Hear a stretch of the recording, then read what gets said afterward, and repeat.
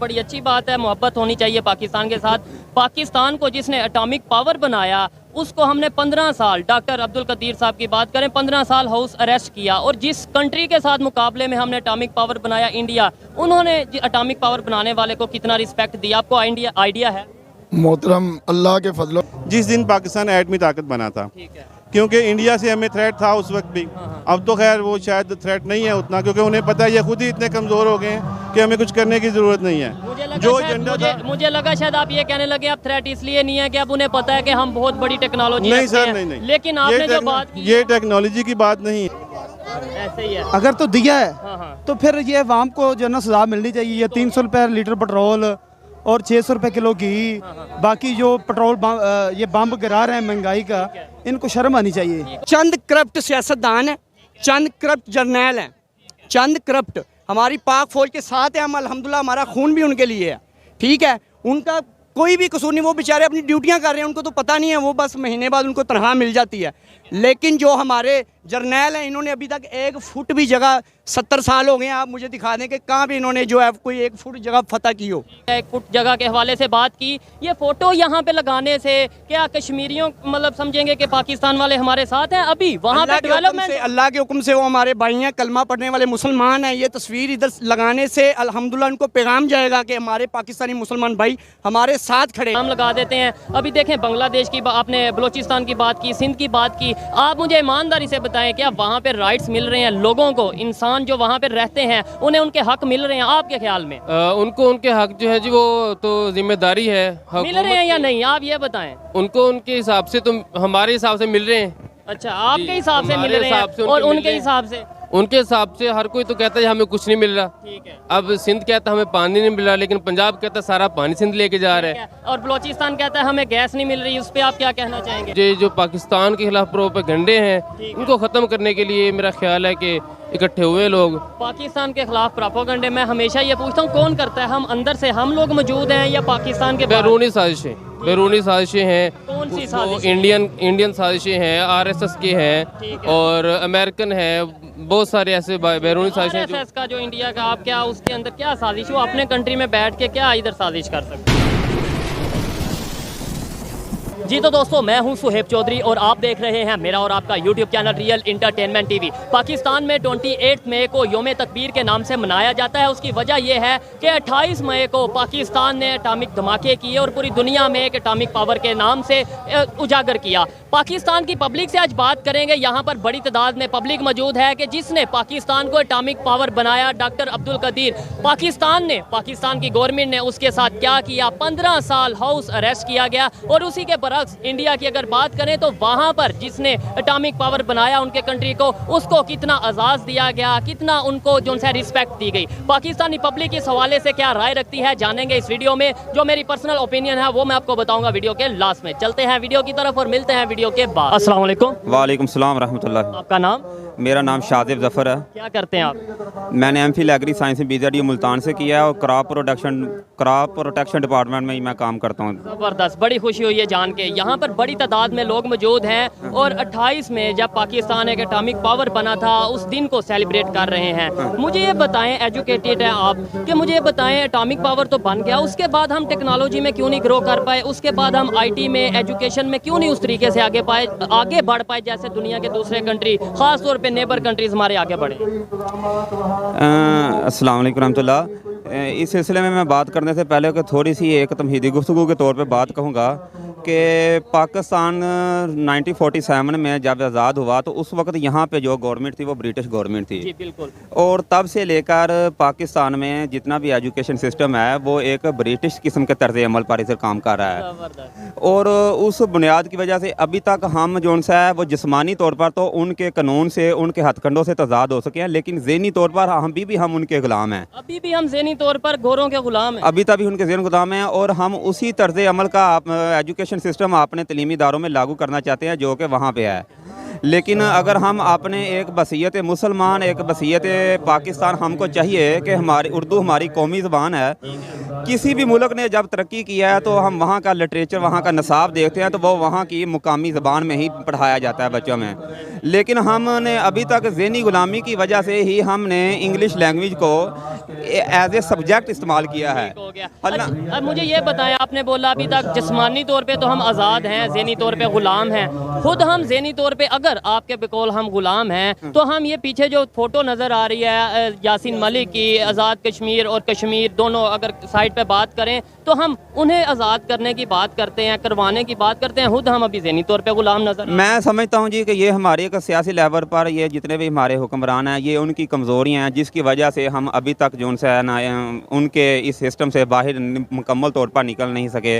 अगर हम जिस्मानी तौर पर वहाँ से निकले हैं तो इकानॉमिक तौर पर अभी तक हम उनके अंदर तसल्लुत के अंदर हैं। जैसे कि हम कहते हैं कि शुरू में यहाँ जब पाकिस्तान आज़ाद हुआ था तो वहाँ का अभी भी गोरों ने जो एक ज़ैलदारियों का सिस्टम अपना रखा था, जिसे कनाल 2-2 एकड़ में जब हमने अपने मुख्तलिफ़ किस्म के वज़ारा को सहूलतें दे रखी हैं, वो सिस्टम तो यहाँ पे छोड़ गए हैं। लेकिन को भी सहूलियात जो दी जा रही हैं वो भी उन्हीं के सिस्टम में तहत यहाँ पे दी जा रही हैं और उन्हीं सिस्टम के तहत ही यहाँ पे जितने भी वडेरे सिस्टम है उसमें जितनी भी ज़्यादा बड़े बड़े एकड़ों में जो मालकियतें हैं वो उनकी दी हुई हैं, जिसकी बुनियाद पर वाम उनके पैसों की बुनियाद पर ये लोगों को ख़रीदते हैं, वोट ख़रीदते हैं, जिसकी वजह से ये सिस्टम अगर उनके अपने कंट्री में देखा जाए तो ये चीज़ें वहाँ में मौजूद नहीं हैं। ऐसा मौजूद नहीं है। मुझे आप बताएं, बड़े जज्बाती हैं आप और बड़ी अच्छी बात है, मोहब्बत होनी चाहिए पाकिस्तान के साथ। पाकिस्तान को जिसने एटॉमिक पावर बनाया उसको हमने 15 साल, डॉक्टर अब्दुल कदीर साहब की बात करें, 15 साल हाउस अरेस्ट किया, और जिस कंट्री के साथ मुकाबले में हमने एटॉमिक पावर बनाया इंडिया, उन्होंने एटॉमिक पावर बनाने वाले को कितना रिस्पेक्ट दिया, आपको आइडिया है? मोहतरम, अल्लाह के फजलो करम से हमारा इस टाइम जो एटमी प्लांट है ये अल्हम्दुलिल्लाह जदीद किस्म का हो चुका है। अल्लाह की बड़ी करम नवाजी है और अल्हम्दुलिल्लाह जितने ये हमारे मुसलमान इस टाइम इकट्ठे हुए हैं। नहीं, मेरा सवाल हो रहा है कि अब्दुल, आप मेरा सवाल समझे हैं कि अब्दुल कदीर साहब को हाउस अरेस्ट किया गया जिन्होंने पाकिस्तान को एटॉमिक पावर बनाया, जिसके सर पे आज हम पूरी दुनिया में दंदनाते फिरते हैं कि हम एटॉमिक पावर हैं, और उन्हें क्या वजह है? ये इसलिए कि दूसरे मुल्कों के कहने पर जो है ना हमारे जो साइंसदान हैं या जिन्होंने ये एटम की हमारे साथ ये बहुत अच्छा उन्होंने किया। आप कुछ कहना चाह रहे हैं? अस्सलाम वालेकुम। वालेकुम अस्सलाम। क्या कहना चाह रहे हैं? बहुत अच्छा सवाल किया कि डॉक्टर अब्दुल कदीर साहब को जो 15 साल हाउस अरेस्ट किया गया, इससे पहले भाईजान ने कहा था कि हमें ज़हनी तौर पर हमें अभी आज़ादी नहीं मिली। उसकी जो वजह है ना वो ये है कि हमें, हमारी कौम को, पाकिस्तानी कौम को इन करप्ट सियासतदानों ने जो है ना वो इखलाकी तौर पे तबाह किया। हमारी इखलाकियात को जो है ना हम तक पहुँचने नहीं दिया। वो उसकी जो वजह है वो बुनियादी वजह है कि हमें तलीम नहीं दी गई, एजुकेशन नहीं दी गई, यही बात है। से हमें दूर रखा गया ताकि हमारी कौम को पता ही ना हो कि हमने अपने हुक्मरान से अपना हक लेना कैसे है। एजुकेशन होगी तो पता चलेगा कि दुनिया कितनी तेजी से डेवलप कर चुकी है। कदीर खान को भी इसलिए 15 साल हाउस अरेस्ट दिया गया है कि किसी को ये अपना मसलन के ये किसी बच्चे को या किसी तालिब इल्म को अपना इल्म ना दे सके। ठीक है, सबसे ज़्यादा जो हमारे मुल्क की तबाही का सबब है वो हमें इखलाकी तौर पे हमें तलीम ना दे के तबाह किया गया, अवेयरनेस ना दे के, विजन ना दे। आज हम इधर इसलिए आए हुए हैं कि हम अल्लाह के हुक्म से हम एक प्लेटफॉर्म पर खड़े हुए हैं। हमारी कौम अल्लाह के हुक्म से ला इलाहा इल्लल्लाह मुहम्मद रसूलुल्लाह पे हम खड़े हैं, डटे हुए हैं अल्लाह के हुक्म से। और ये जो हमारे साथ ये सियासत, जो सियासी इंतकाम लिया जा रहा है कौम से, ये सियासत नहीं है, सियासी इंतकाम है। कौन ले रहा है? कौन ले रहा है ये सियासी इंतकाम? चंद करप्ट सियासतदान हैं, चंद करप्ट जर्नैल हैं, चंद करप्ट हमारी पाक फौज के साथ हैं। हम अल्हम्दुलिल्लाह, हमारा खून भी उनके लिए है। ठीक है, उनका कोई भी कसूर नहीं, वो बेचारे अपनी ड्यूटियां कर रहे हैं, उनको तो पता नहीं है, वो बस महीने बाद उनको तनख्वाह मिल जाती है। लेकिन जो हमारे जर्नैल हैं इन्होंने अभी तक 1 फुट भी जगह, 70 साल हो गए हैं, आप मुझे दिखा दें कि कहाँ भी इन्होंने जो है कोई 1 फुट जगह फतह की हो।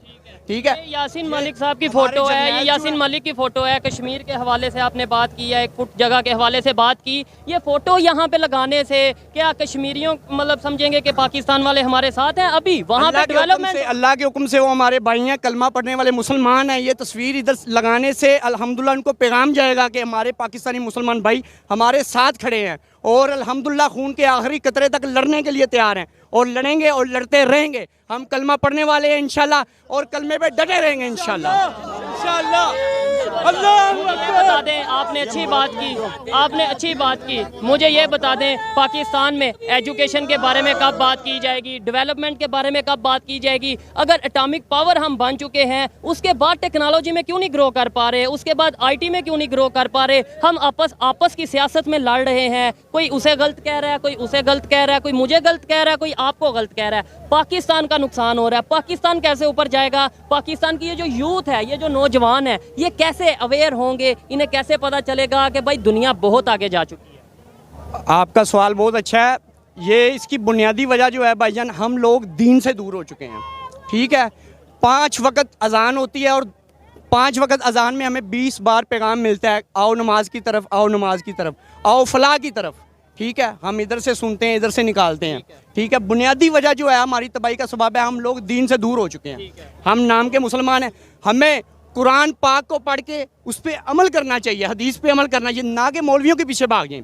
ठीक है, जो बात आपको कोई करे आप उसकी तस्दीक करें पहले कुरान में से कि आया ये अल्लाह पाक ने हमारे लिए ये पैगाम उतारा है कि नहीं उतारा। लोग ये सवाल करते हैं कि बड़े कंट्रीज जो उनसे डेवलपमेंट की तरफ जा रही हैं, इवन चाइना जो उनसे डेवलपमेंट की तरफ बहुत तेज़ी से जा रहा है, इंडिया की बात करें, इवन बांग्लादेश जो हमारे से ही लैदा हुआ वो हमसे बेहतर जा रहा है, क्या वहाँ पे 5 वक्त की नमाज़ पढ़ी जाती है जो वो डेवलप? कुछ लोग ये सवाल करते हैं। बिल्कुल, हर जगह पे जो है वो ये नहीं है कि हर बंदा ही नमाज पढ़ता है।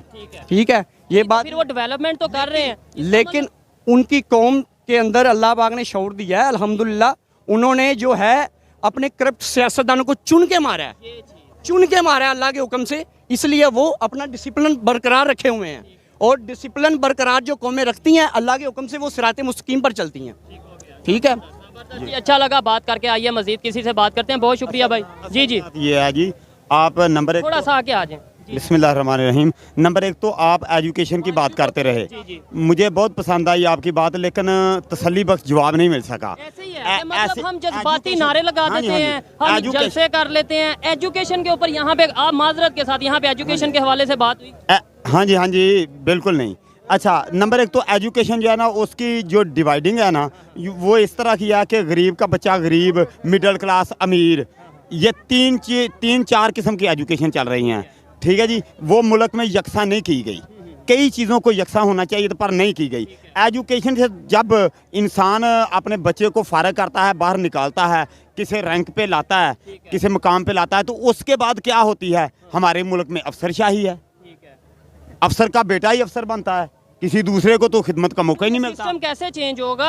हम 1947 की बात करते हैं जी, हम आज़ाद हुए, इंडिया भी 1947 में आज़ाद हुआ, वो कहाँ पे चला गया, हम कहाँ पे? मेरे भाई, लोग तो माल की करप्शन, पैसे की करप्शन कहते हैं ना, इन जर्नैलों की करप्शन, इन सियासतदानों की करप्शन, ये तो बहुत बड़ी करप्शन है। सिर्फ पैसे की करप्शन का रोना न रोए खाली, ये बड़ी करप्शन है एजुकेशन के हवाले से पहले, फिर अफसरशाही के हवाले से। इसने हमारी मुल्क की मईशत का पहिया जाम कर दिया, तरक्की की मनाजिल को बिल्कुल गैर हमवार कर दिया है। हम हर बात में, हर जलसे में, हर स्पीच में अपना हरीफ, अपना दुश्मन कहते हैं इंडिया को। मेरी बात सुनिए, वो डेवलपमेंट में कितना आगे चला गया, ये यहाँ के लोगों हर इन मुल्कों में अगर बरीक भी नहीं से देखो तो अफसरशाही नहीं चलती। हाँ जी, एजुकेशन भी इस तरह की नहीं चलती, अफसरशाही भी इस तरह की नहीं चलती। हमारे मुल्क में तो माहौल ही अजीब बन चुका है। चेंज कैसे आएगा? ये यूथ में चेंज कैसे आएगा? पाकिस्तान आगे कैसे बढ़ेगा? कब हम ये सोचेंगे कि अब जज्बाती नारों की बजाय प्रैक्टिकली काम करने की जरूरत है? करप्ट निज़ाम जो है ना, इसको ख़त्म करने से, करप्ट निज़ाम का हिस्सा तालीम में भी है, अफसरशाही में भी मौजूद है, और ये जो पैसा रुपया है ना, ये तो आखिरी बात है। ये को ले भी जाए, खा भी जाए, तो ये वापस होता है पाकिस्तान की अना को वापस, इसकी इज्जत को दाव पे नहीं लगाना। ये हमेशा 3 किस्म के नुकसान होते हैं, जानी नुकसान, माली जानी नुकसान और इज्जत का नुकसान, और फिर आखिरी नुकसान जो है माल का नुकसान होता है। ये सारे करप्ट लोग जो है ना, एक रोना रोते हैं, चोर चोर चोर, पैसे खा गया, पैसे ले गया, वो ले गया, क्यों ले गया, पैसे जो लेके जा रहे हैं उनको वापस भी नहीं बुला रहे, और वापस लेके उनसे ले भी नहीं सकते। ये एक रोना रोते हैं। नहीं, इससे भाई पीछे 2 कदम आओ कि असल बात ये है कि इस अफसरशाही को ख़त्म करो।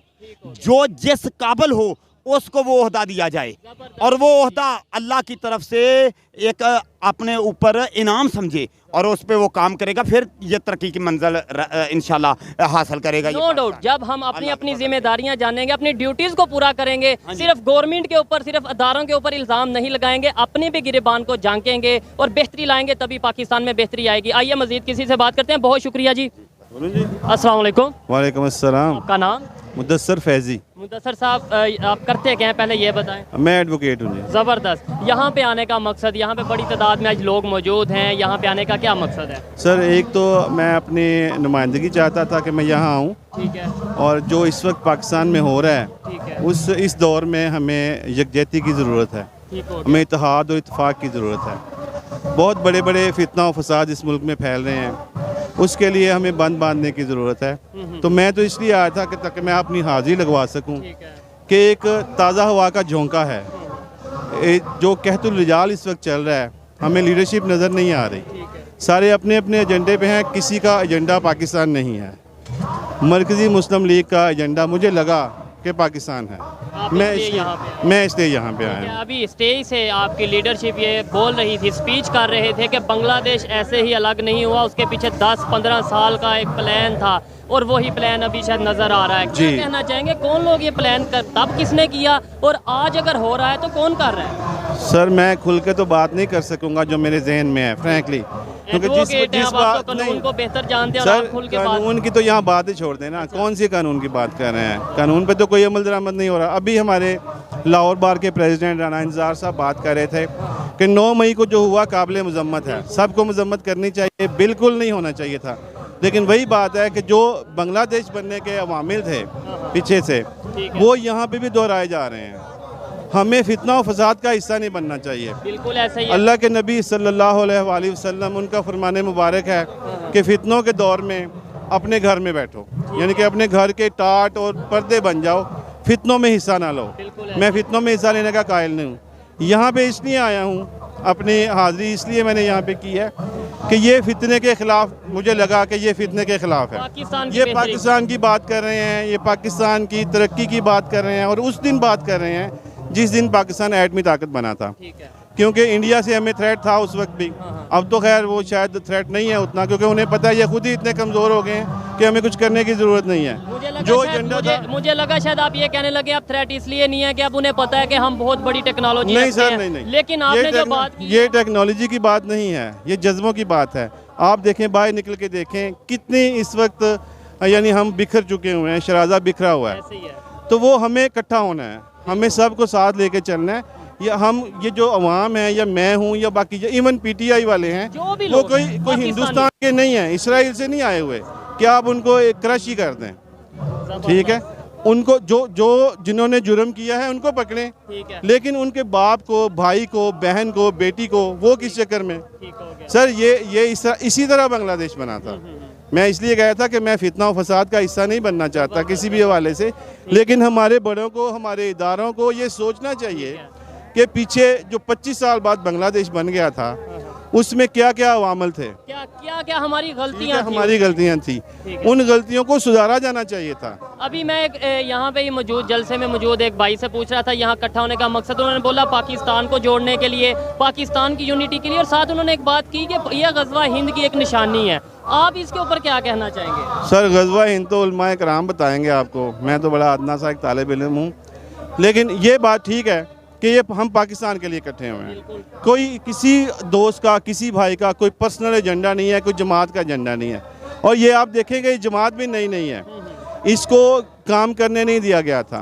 अब ये बड़े अरसे के बाद, मैंने अर्ज किया पहले कि ताज़ा हवा का एक झोंका महसूस बहुत बड़ी तादाद में लोग यहाँ पे इकट्ठे हुए हैं, मैं खुद हैरान हूँ। और यहाँ पे ना तो मीडिया की कवरेज है और सर कोई नाच गाना नहीं है।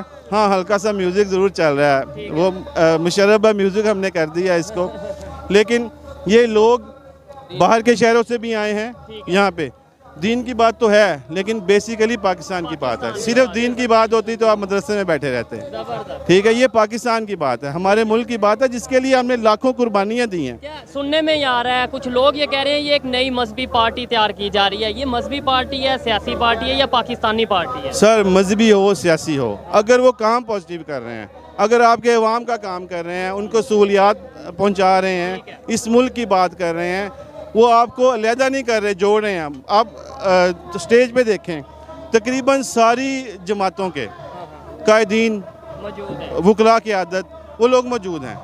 वो इसका मतलब ये नहीं है, सोलो फ्लाइट नहीं है, वो चाह रहे हैं कि हम इकट्ठे होकर इस मुल्क के लिए कुछ करें, और पहले भी इन्होंने किया है।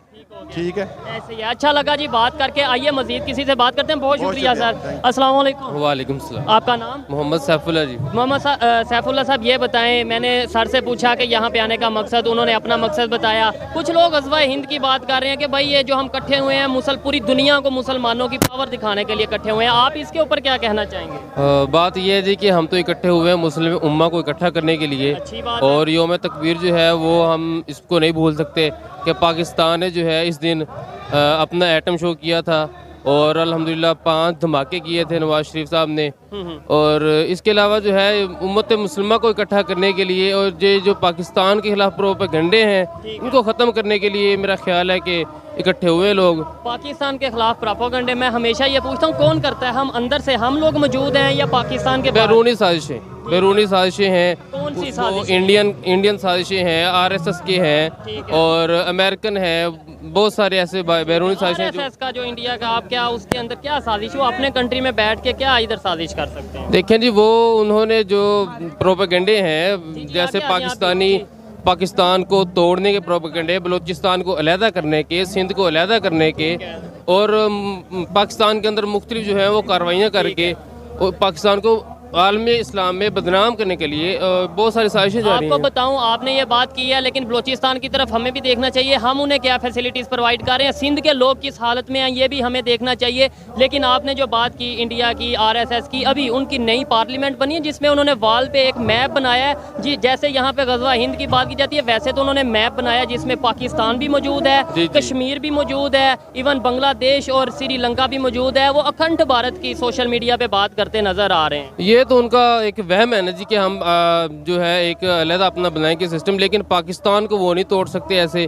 उनका जो है वो ही जानते हैं कि, लेकिन मैप पे जो मर्जी शो करें, ये तो पाकिस्तान है जी, पाकिस्तान की आवाम फैसला करेगी, पाकिस्तान के जवान फैसला करेंगे कि ये पाकिस्तान का मसला है। बिल्कुल, पाकिस्तान का मसला पाकिस्तान की पब्लिक को ही हल करना चाहिए। लेकिन इसके अंदर ये है कि जैसे हम किसी पे इल्ज़ाम लगा देते हैं, अभी देखें बांग्लादेश की, आपने बलूचिस्तान की बात की, सिंध की बात की, आप मुझे ईमानदारी से बताएं क्या वहाँ पे राइट्स मिल रहे हैं?